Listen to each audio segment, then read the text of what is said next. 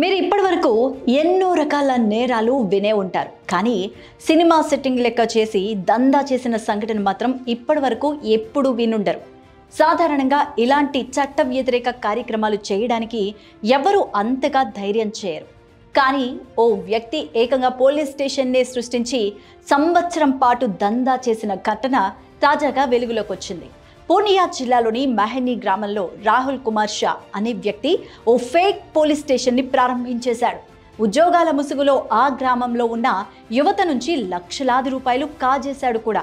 అయితే గ్రామీణ రక్షా దళ్ రిక్రూట్మెంట్ పేరుతో కానిస్టేబుల్, చౌకీదార్ల అక్రమ నియామకాలు కూడా చేపట్టాడు.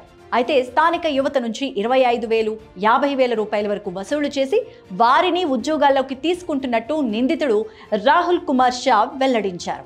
ఇక వారికి పోలీస్ యూనిఫామ్స్, లాఠీలు, నకిలీ ఐడి కార్డ్స్ సైతం అందజేసేశాడు.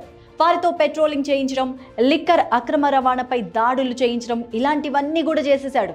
వచ్చిన డబ్బులో సగం తాను తీసేసుకొని మిగతా సగాన్ని తన కింది ఉద్యోగులకు అతడు అందజేసేసేవాడు. ఇలా అక్రమ రవాణాదారుల నుంచి హస్తగతం చేసుకున్న మద్యాన్ని, లంచాలు తీసుకొని మళ్ళీ వాటిని వారికే ఇచ్చేసేలా ప్లాన్ చేసేసుకున్నాడు. దాదాపుగా ఈ దందా అంతా సంవత్సరం కాలం పాటు ఇలా నకిలీ పోలీసుల ఆగడాలు కొనసాగుతూనే ఉన్నాయి. అయితే ఎట్టకేలకు గుట్టు రట్టవడంతో రాహుల్ కుమార్ షా పరారయ్యాడు. అతడి కోసం ముమ్మరంగా గాలిస్తున్నామని పోలీసులు చెప్తున్నారు. మరి ఇలాంటి నేరాన్ని మీరు ఎప్పుడన్నా విన్నారా? సినీ పక్కీని తలపించేలాగా ఉంది ఈ నేరం. మరి దాదాపుగా సంవత్సరం పాటు ఈ దందా కొనసాగిందంటే నమ్ముతారా? మరి మీరేమనుకుంటున్నారో కామెంట్ చేయండి.